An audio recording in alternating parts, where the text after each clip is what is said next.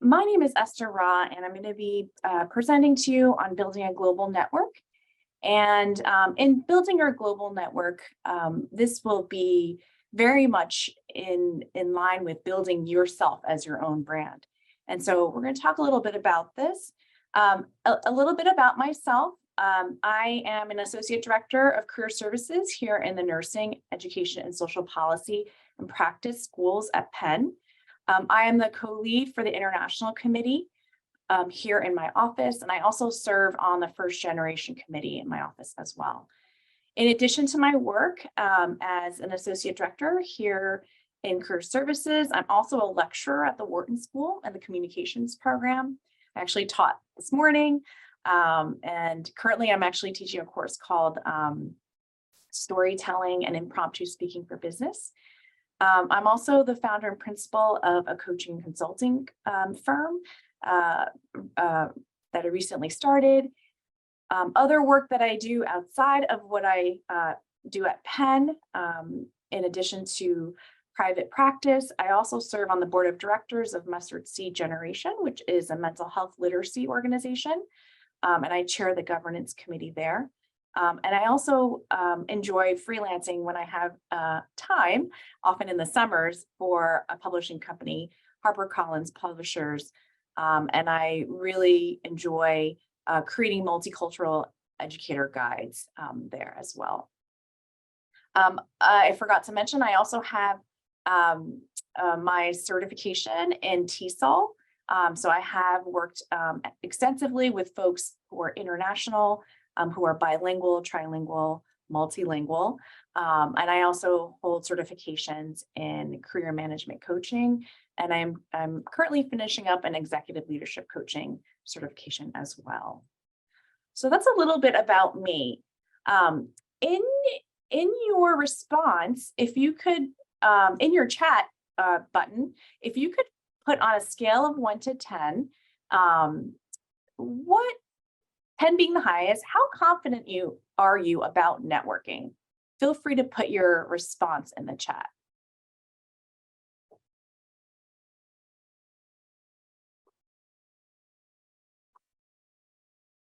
Great. So I see a mix here.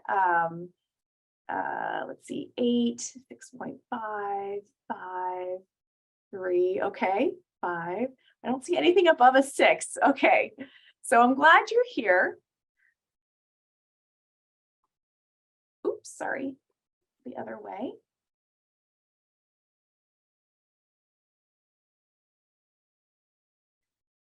What is your biggest concern about networking, either overseas or in the US? And feel free to write in the chat which answer most resonates with you. The first one being, I don't want to impose on anyone. I don't want to get a job on my own merits. I will look unfocused since I'm unsure of what I want to do next. And I don't have any connections. I'm not very good at reaching out to others. I want to use my time wisely, or other, maybe something I haven't mentioned here. So feel free to answer however you want to. It can be a mixture of these, or maybe it's one major one. So go ahead and feel free to respond. Okay. And I'm looking over here because I have 2 screens, so you can see the chat over here. Okay, answer 1 and 5. Answer 3. Okay, 1, don't want to impose. 5.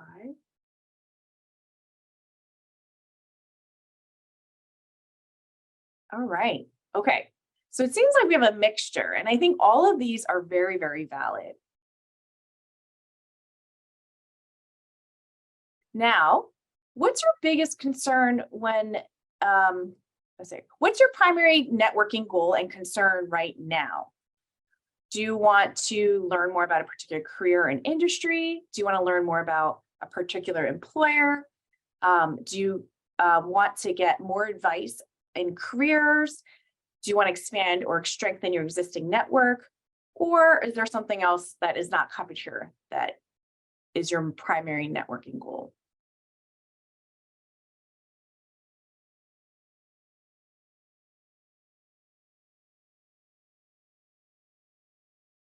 I love that there's a diversity in responses. So I see answer 1 and 3, 1 and 4. Okay.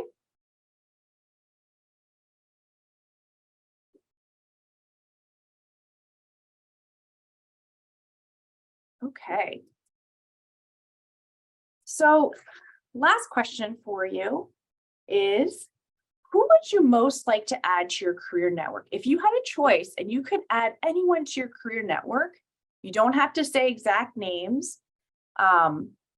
Based on your own career goals, and each of you have individual ones, maybe you're striving to be a clinical social worker working with veterans in Chicago, or maybe you're looking to be in the public health arena and in research, maybe working for the CDC in Atlanta. Thinking about what your exact goal is, and again, you don't need to name names, but you can write, a data analyst that works for big tech, something like that. Respond in the chat who you would love to have add to your career network. And this person doesn't even have to be in your area. It could be just someone you'd love to be connected with. Feel free to respond in the chat.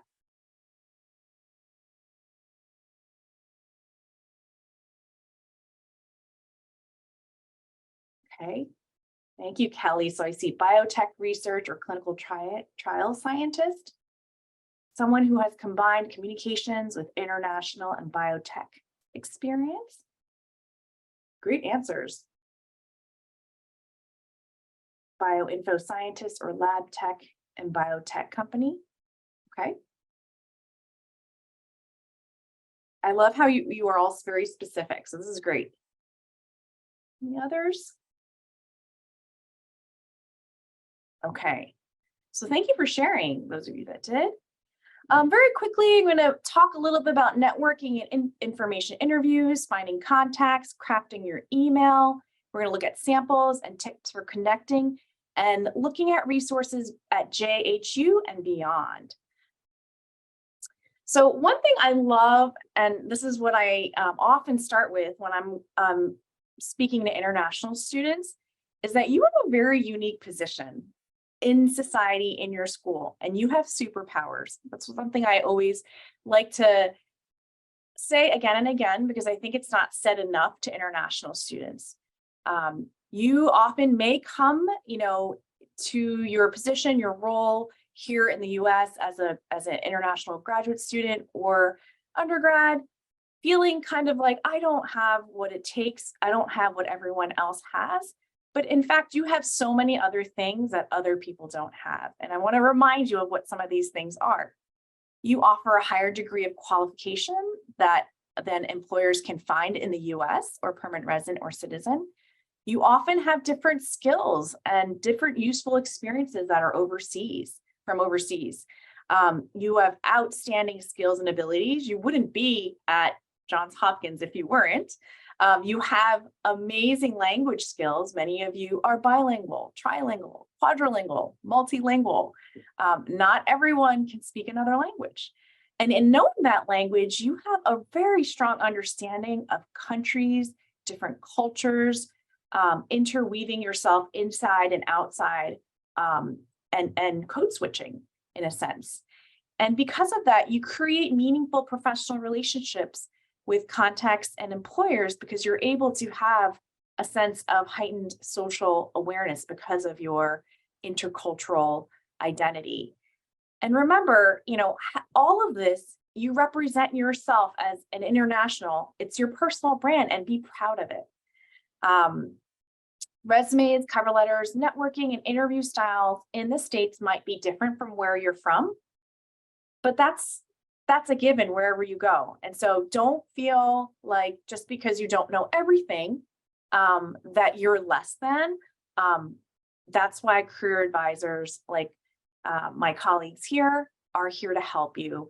And that's something I want to always remind folks that come with an international background, that you have so many things to share and so many different perspectives to add to the workforce, and we need your superpowers. So what is global networking? Global networking is building relationships with individuals who work in fields of interest, both here and overseas, And you may already do this without even trying very hard. Talking with a clear goal in mind to help people gather information for research in particular fields, both here and overseas. And one thing I like to remind students time and time again, because often when you think about networking, it's like, well, what can I get out of the conversation? I want to remind you that it's actually 50-50. It's a two-way street. So it's 50% gathering info and 50% sharing info about yourself and achieving your career goals. I've had countless conversations with students who have informationally interviewed me, and I'll define that later on in my presentation. When, at some other point, I've actually used them as a reference because they've shared things about their experience and I have found useful. Sometimes I look for panelists in my work and I remember, oh, I had this informational interview where the student was interviewing me or an alum was interviewing me for their career goals. But later on down the road, I was able to take the information they share with me and be someone who also benefited from that networking conversation. So it's not always just about your own needs, but it's also about the person that you may be approaching. So always keep that in mind. With informational interviews, I said I would talk about this. What is it exactly? So it's a form of networking. It's a one-on-one conversation, and it's a way for you to gather and glean information. It's not about getting a job. And I'm going to say that again. It's not about getting a job. While that is on your mind, it's about gathering information about fields, industries, employers, certain roles you're interested in.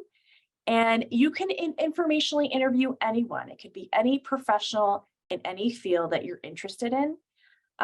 It can also take place virtually. I say right now, that's probably the most popular way with COVID having happened in a coffee shop, at a lunch place. And when can you do it? Anytime during your graduate studies, anytime during your undergraduate. I put graduate here because that's who I mostly work with. Anytime that's, when you're a professional working full time, you can, if you're at the grocery store and you run into someone, you could informationally interview them there if you had 5-10 minutes. Some folks are networking on the plane. So networking is something that you can be doing anywhere and anytime. And it's great to have a few questions in mind on how to informationally interview someone and to have some strategies in your back pocket. You can contact them initially by phone, email, video chat, in person. But as I said, since the pandemic, the most popular ways are via phone or video chat. Sometimes people don't have enough time, and so you can informationally interview them over email. You can send them questions and folks can get back to you on their own leisure. So why are informational interviews so important? Well, it helps you gain information you wouldn't otherwise know. So you might not know about an area or a field, and asking this person who's an insider to that industry can give you so much information. Sometimes Google is just not enough. You need someone who's on the inside to tell you some things that, even doing a very thorough Google search will not tell you. It also gives you insight into lingo, that professionals use that might also not be found on the website. It gives you perspective, especially if someone's been in multiple, they've been in the field, but at multiple companies. It gives you an idea, how things differ from their perspective. And it also helps you develop a professional relationship and have another contact in the field that you're interested in.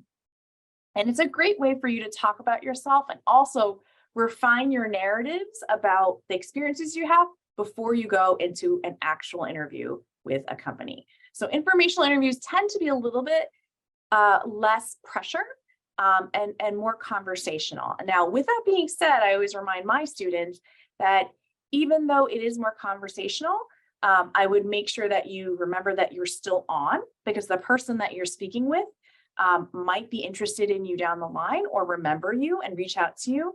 And you want to make your very best impression.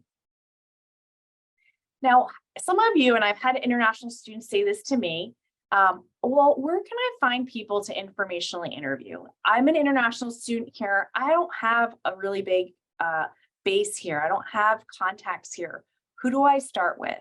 And so with the students here at the University of Pennsylvania, I tell them, and this is the same for you at Johns Hopkins, is you already, by coming to Johns Hopkins, you have people that are already in your corner. And so we say, start with the lowest hanging fruit. So who are the people that you already know? Who are they? They're usually your professors, they're your advisors, career advisors, they're your classmates. They're people that are around you on campus that can help you go to the next step. And so starting there is a great, great place.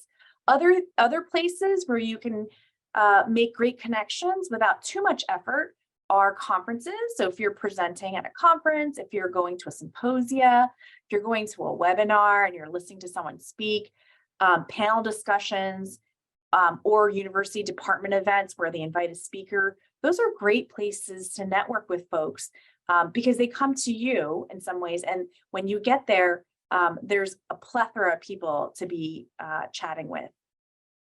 The other great place to look into is your alumni network. Johns Hopkins has one, and so that's something to tap into. And we'll talk a little bit about that later on in the presentation.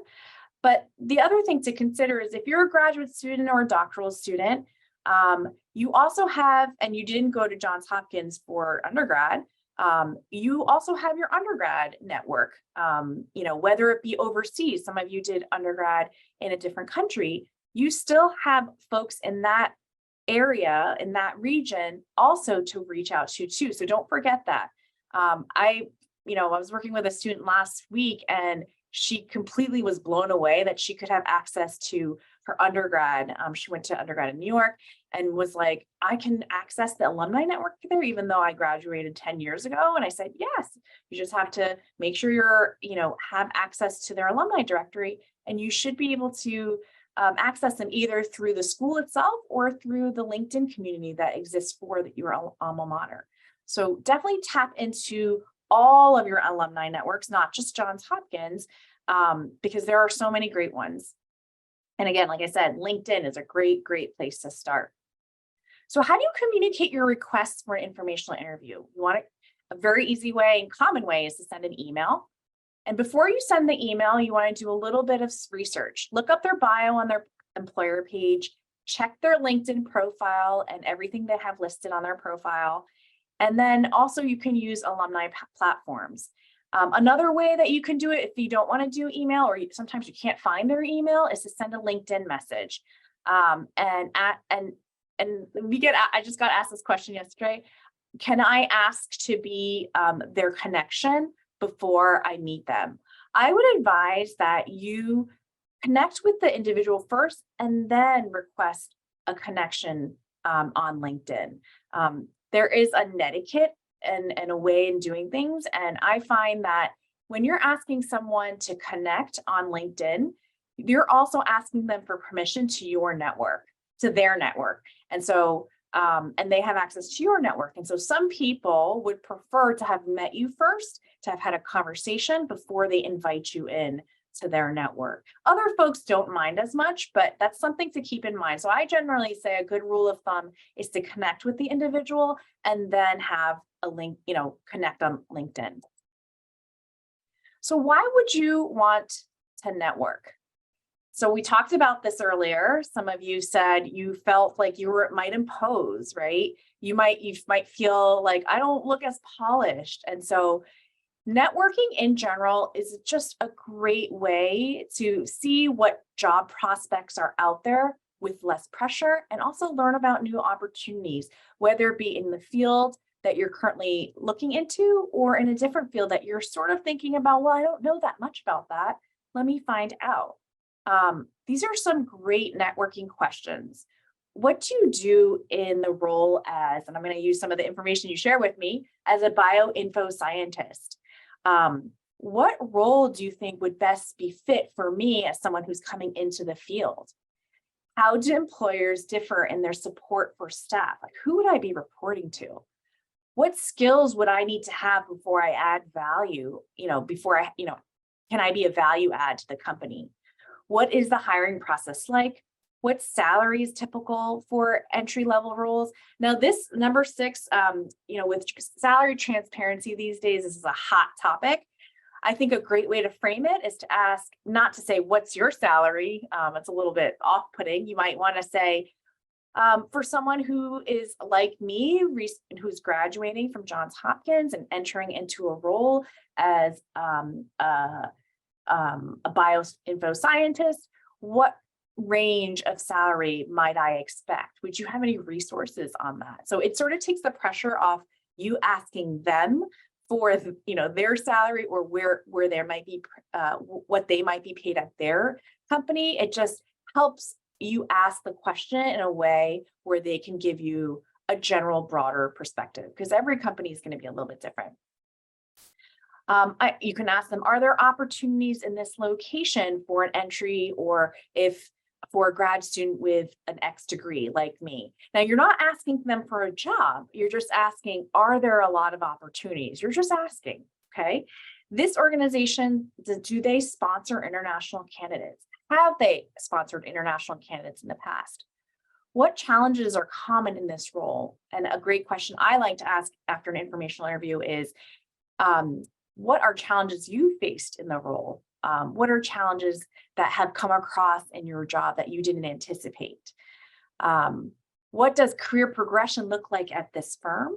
Is there a culture of work-life balance, and what does that look like? Does this firm support DEI initiatives? Now, these are only 12 networking questions. There's so many more, but these are some really good ones to start with. Now, these are all I've listed here. Like, who else could you be networking with? So lowest hanging fruit, people on campus, friends and family and neighbors. Some of these folks might not be here in the US, they might be elsewhere. Campus collaborators. So by that, there are other entities on campus that are not your advisor, that are not your professor. It might be your a writing coach that you meet with at the writing center.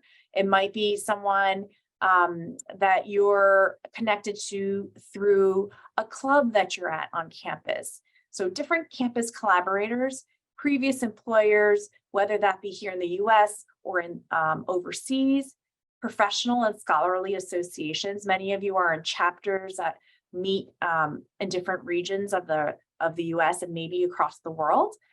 Former coworkers that are overseas and in the US, contacts from your other interests, maybe you're an avid runner, or you belong to a book club, or you are part of another cultural group that you're active in. Those are all places where you could be networking. Global alumni clubs, and I'm going to show you a resource that Johns Hopkins has later on that is really valuable. And again, don't discount the peers in your cohort, because for me, I graduated from my doctorate about 12 years ago, and I still keep in touch with my classmates from my cohort, and they have been an invaluable resource. I actually had a phone call with 2 of them last week, collaborating on some ideas. And so definitely keep in touch with those that are around you, because in some way, shape, or form, you can help one another in the networking realm. Another idea is to create a global networking support group. So what is that exactly? This is an idea where you can gather several friends that you know who might be scattered across the globe, or who are just scattered in terms of their backgrounds, and they might be here in the US. You might not have the same career goals, or even your academic discipline might be different, and that's okay. Basically, the main goal of this networking support group is that you're keeping each other accountable and providing feedback and encouragement, and even possible contacts for one another. You can meet mutually at an agreed time to discuss who you've met or what conversations you've had, and something like once a month. And that's just a suggestion. And then you can share your networks at that meeting. If that meeting's today, share with them the support group. And so when you do something together, even if you're not in the same discipline, you give each other ideas. And so this is something that we have seen happen among our students. And we've also encouraged students to come. We have group appointments sometimes, and we encourage students to come together to have networking conversations in our office. They can come in groups 2 to 3 students to talk, because a lot of times students have the same questions, and hearing the answers or practicing among each other helps the process be a little less intimidating. The other suggestion that I would say is to make sure you manage your networking data. Use a spreadsheet, you want to organize information, and you want to have a summary. The reason being, I always tell students, networking is like a part-time job. You want to make sure that you keep track of everything, and that all the learning that you're getting, that you're keeping it well organized. So this is one example of a spreadsheet. These are employer names, their position titles, the skills that they're looking for, knowledge needed.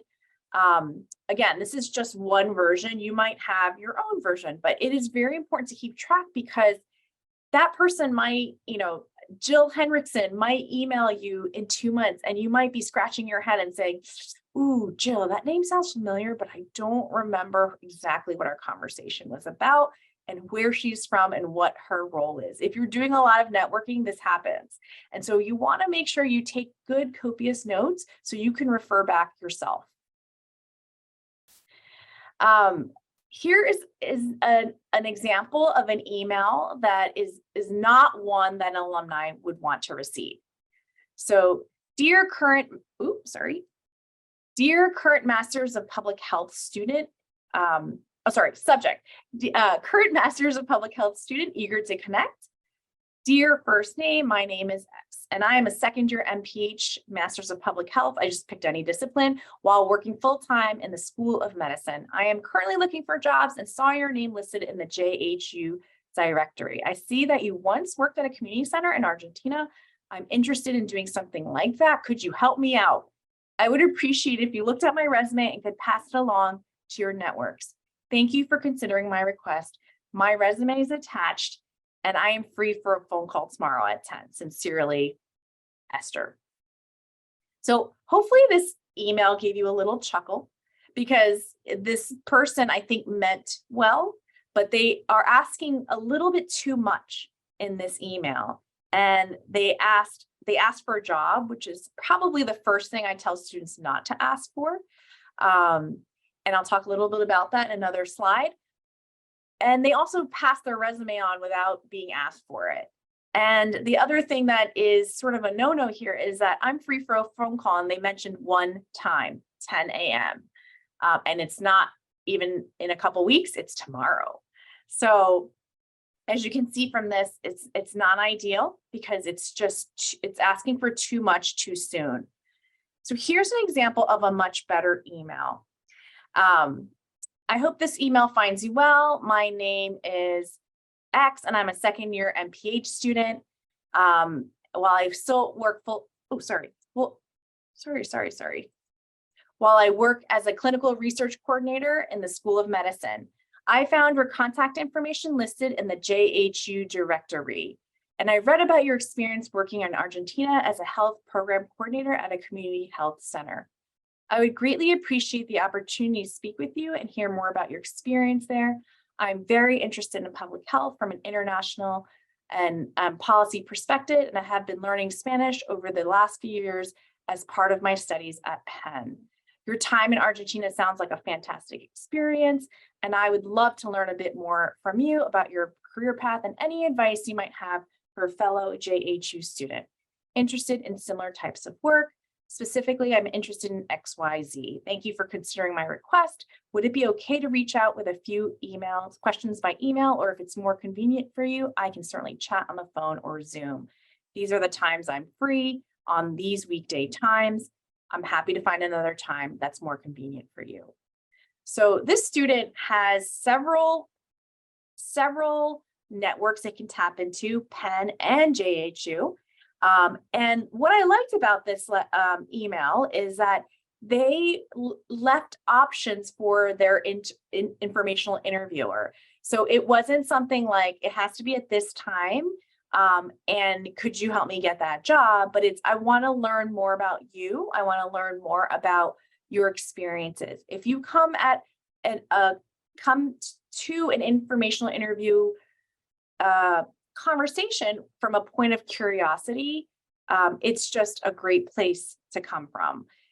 Everyone is willing to share a little bit about their story. Maybe they might not have time. And so they might say, I'm actually very busy right now and I can't do that, but in a couple of weeks, I'm happy to speak with you. Folks are usually willing to share their story unless there's something extenuating going on. And so this person said, I'm happy to talk via Zoom, phone, email, and then mention time frames, not just one time. And so hope you can see the difference between this and the other email. So what's a good email subject line? You want it to be clear, simple, and descriptive, and indicate your connection with the professional. And make sure if you were referred to them, that you name the person that referred you. So we had actually, I'll share a tiny story. We were talking with upper leadership individual here at Penn, and he came to speak to our office. And he said that, I had an undergrad, because we were talking about networking, this topic came up. And he said, I had some undergrads contact me for networking. And he said, I really was so flattered to be reached out to. I mean, he's a higher profile person here at Penn. And he's like, I don't usually get a chance to speak with undergrads, but I was so excited to get this email. But he said, but the only thing was, I didn't understand why he was contacting me. I wasn't sure exactly what his ask was, even though I was very happy to talk to him. So it may be obvious to you why you're contacting them. You want to make it obvious to the person you're contacting. Make sure you share with them what is the connection you have with them, what interests you about that individual. So good email subject lines: requests for informational interview, JHU graduate student interested in speaking about career in data science. I'm a Penn alum as well, pivoting to biotech, connecting with X about industry careers. So some tips to read when you're reaching out: acknowledge where your current context is. I was a Penn student. Currently, I'm a Penn alum, but I'm currently a JHU, a Johns Hopkins student. And make sure that you make the note brief and clear. Mention who you are, your name, how you found them. Maybe you found them on LinkedIn or through an alumni directory, and why you're reaching out to them specifically. If you've read their bio, mention something from their bio. What is it that overlaps? Maybe you're from Argentina and you're interested in their experience working in, big tech over there. What is your ask? And then, of course, you want to express thank you for their time. So you may, and these are questions we get asked all the time in our office. What happens if I don't get a response?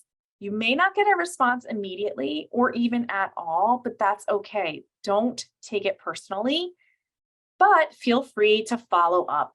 So if you don't hear back from someone, I would say in like 5 days or so, in a week, follow up and say, hi, I emailed you last week. I had sent an email last week. I imagine you're incredibly busy. I thought I'd make the request again to see if you have time for an informational interview. Oftentimes people are busy, and so that second email is helpful. If after the second time you don't hear from them, I would move on, and I would, see if you can find someone else who would be willing to chat with you. But above all, don't take it personally.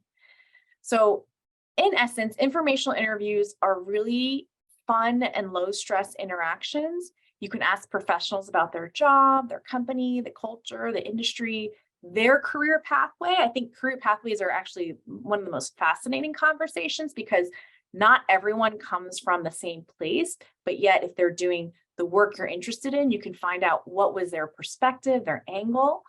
And this is something you can set up individually and reach out to through your own network or through networks that are provided to you, like the alumni directory at Johns Hopkins.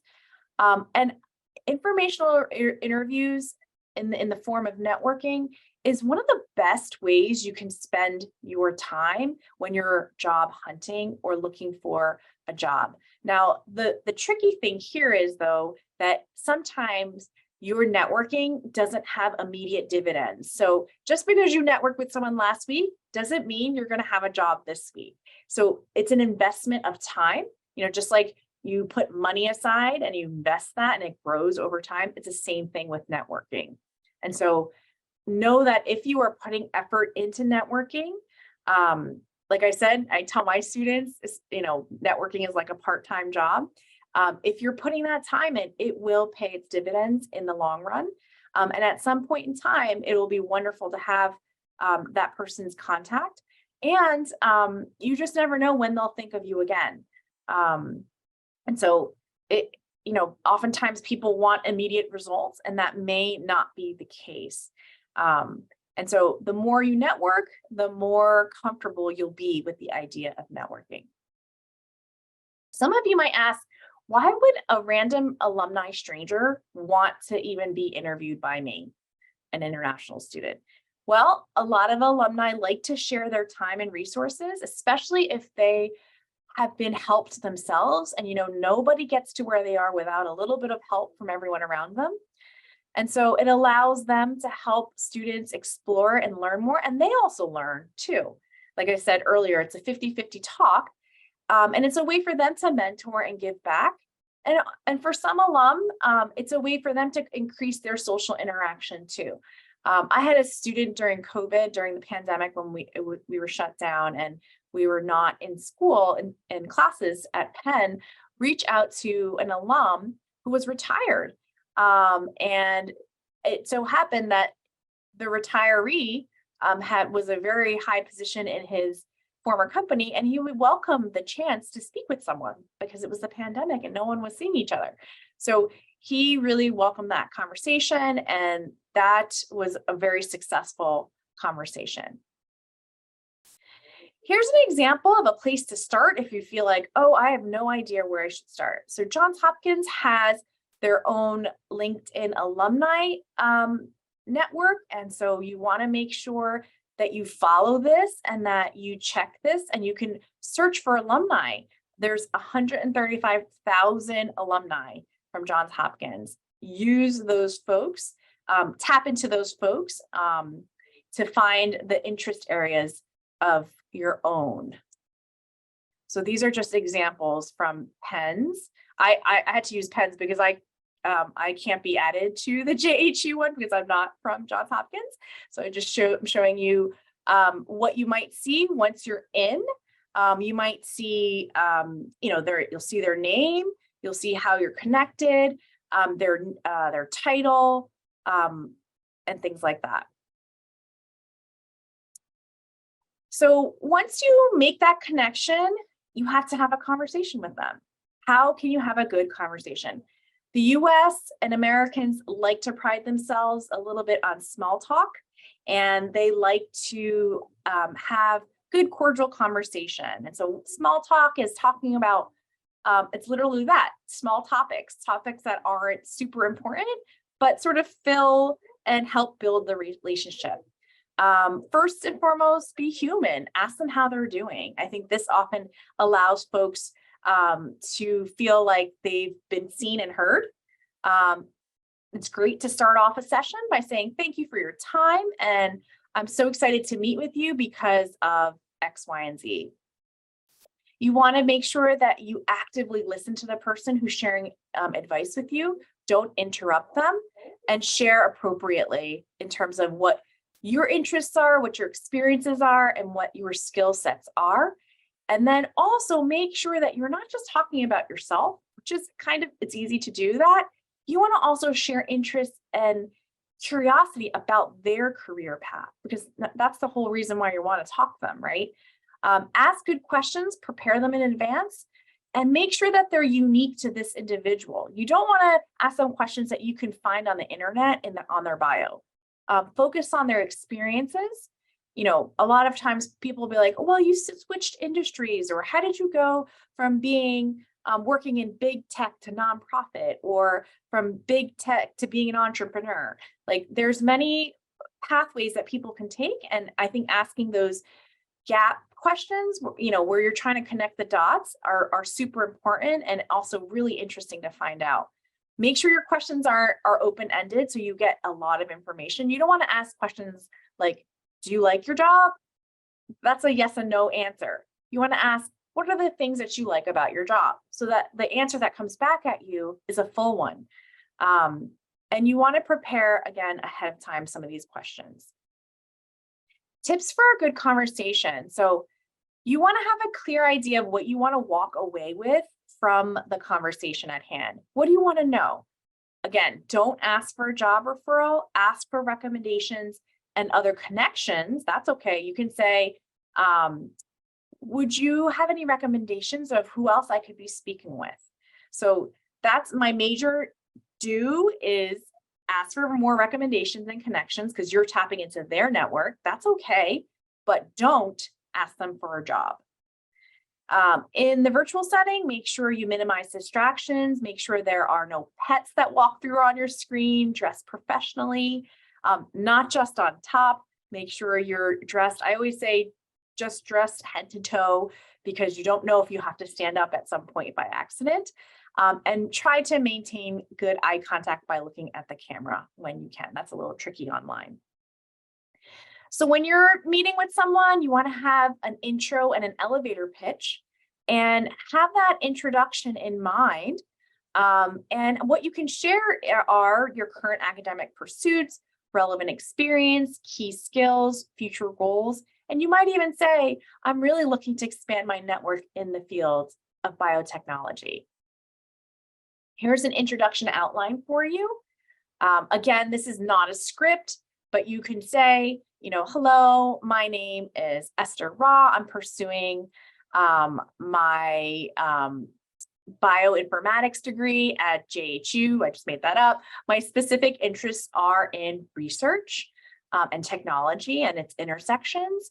During my time at blah, blah, I worked at, and then you can name previous explorers, and I really enjoyed learning this. Therefore, I am looking to gain further experience and gather information about X. I'd love to hear what your experience has been in this field, and do you have any advice regarding that? This is, again, not a solid script that you have to follow, but it's a good way to sort of frame your ask in terms of introducing yourself and having that introduction with the other person. So I already mentioned one do, when, make sure you do ask for recommendations, but make sure you do know your goal from networking.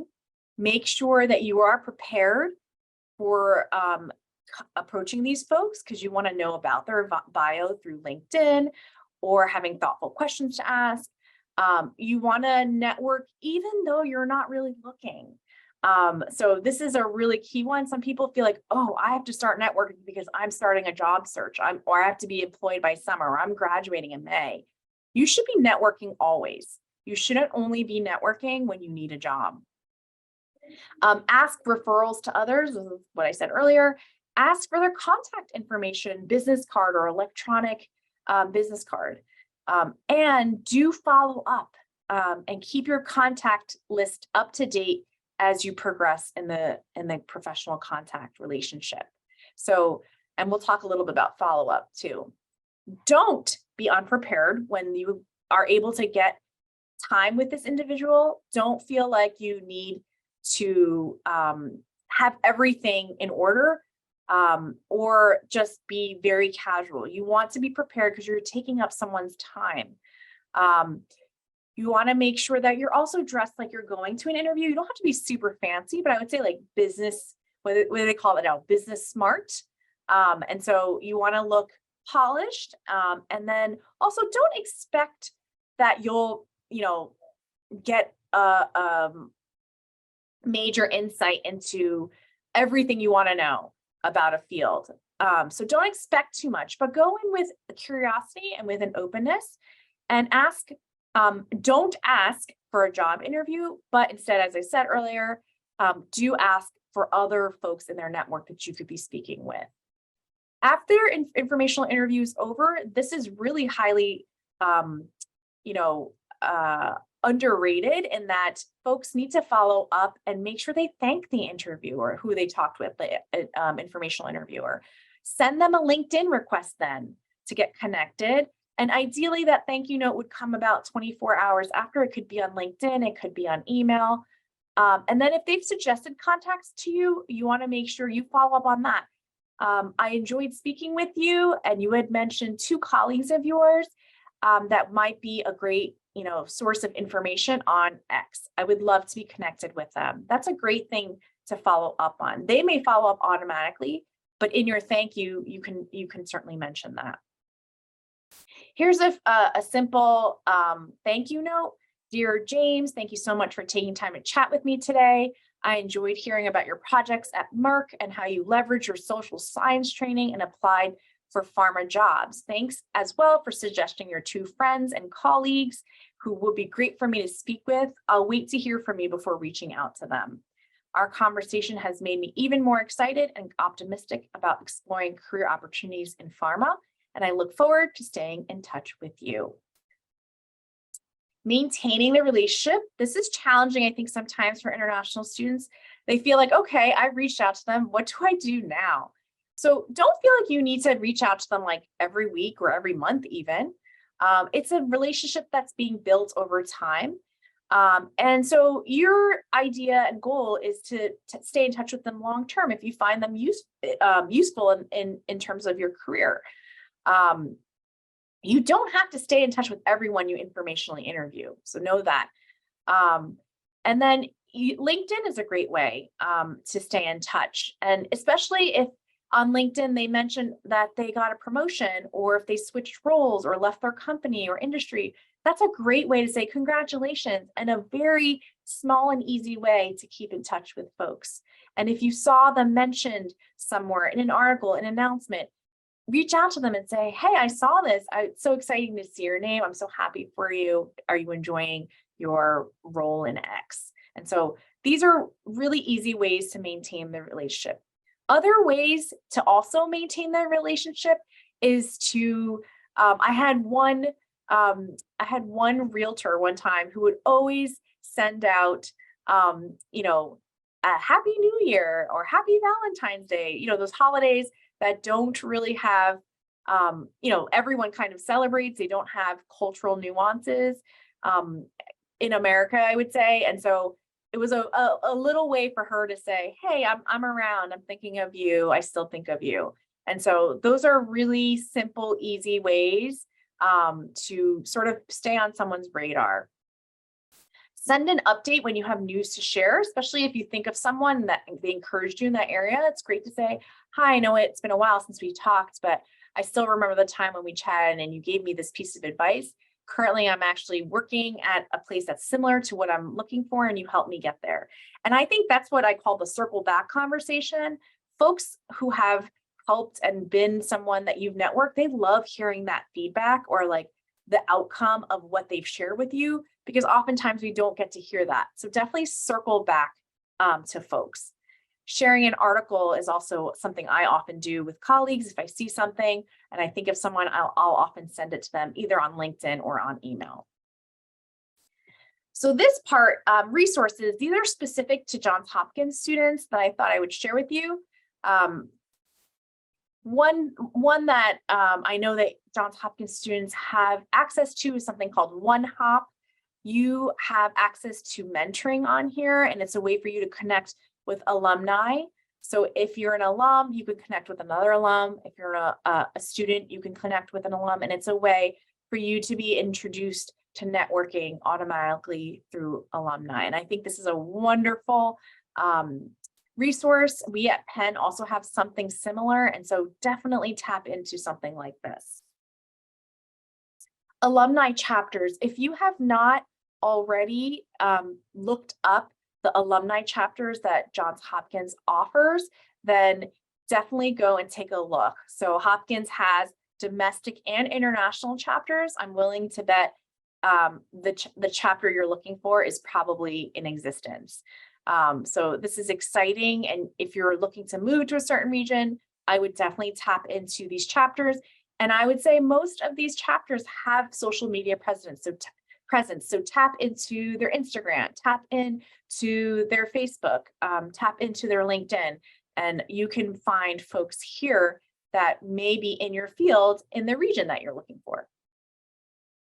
I saw this too online, making the connection, how to effectively network with recruiters on LinkedIn.